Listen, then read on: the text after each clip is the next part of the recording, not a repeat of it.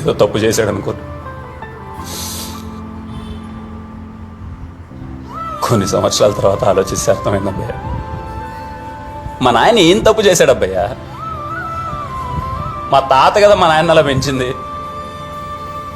రాజ్యం లాంటి కళ్యాణ మండపాన్ని 24 గంటలు పట్టించుకున్నాడు, కానీ రాజు లాంటి మా నాన్న పనుల మధ్యన వదిలేశాడు అబ్బయ్య. పనుల మధ్యన పెరిగినాడు ఎలా పెరుగుతాడు అబ్బయ్య? 10 రూపాయలు ఖర్చు పెట్టడం తెలుస్తుంది, కానీ 10 రూపాయలు మిగిలించడం ఎలా తెలుస్తుంది? ఇదంతా అర్థమైన తర్వాత ఆయనతో మాట్లాడదామని చాలా ప్రయత్నించిన అబ్బయ్య. నా మీద నాకే సిగ్గేసింది. నేను కూడా ఆయన అలా అర్థం చేసుకున్నానా అని.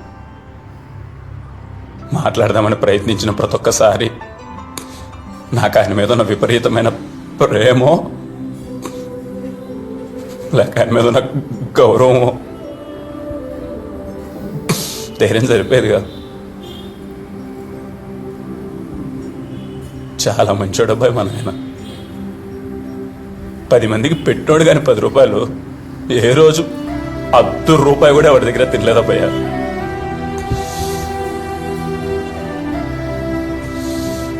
అందుకే అప్పుడే డిసైడ్ అయిపోయినా అబ్బయ్య, అంటే అమ్మ మా నాయన నేను చిన్నప్పుడు ఎలా అయితే చూశానో మళ్ళీ అలా చూడాలనుకున్నా అబ్బయ్య.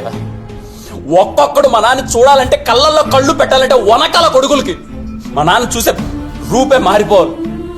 అందుకే యుఎస్ వెళ్ళాలి, డబ్బులు సంపాదించాలి అని డిసైడ్ అయిపోయినా అబ్బయ్య. కానీ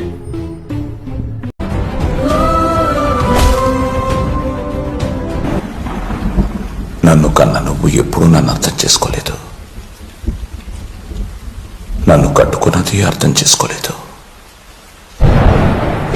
కానీ నాకు పుట్టిన నా కొడుకు నా కళ్యాణ్ నన్ను అర్థం చేసుకున్నాడు. ఏడున్నాడు రావాడు.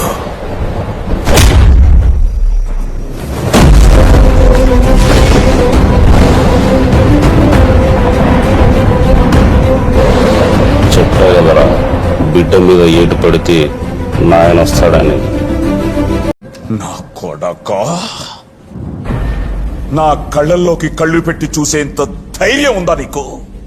నువ్వెంత, నీ బతుకెంతరా? మా నాయన పోయినాక మా ఆస్తులు నువ్వెంత కొట్టేశావో నాకు తెలియదు అనుకుంటున్నావా? నీలాంటి కుక్కల వెనకాల తిరగడం నాకు ఇష్టం లేక వదిలేశా. అదిరా నా నైజం.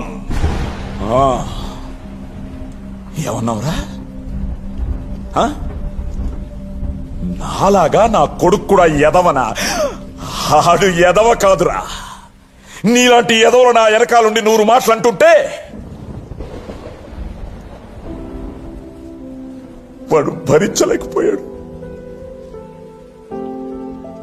నాతో మాట్లాడలేకపోయాడు. అని వాడు నన్ను పులిలా చూడాలన్నదే వాడి ఆశ అయితే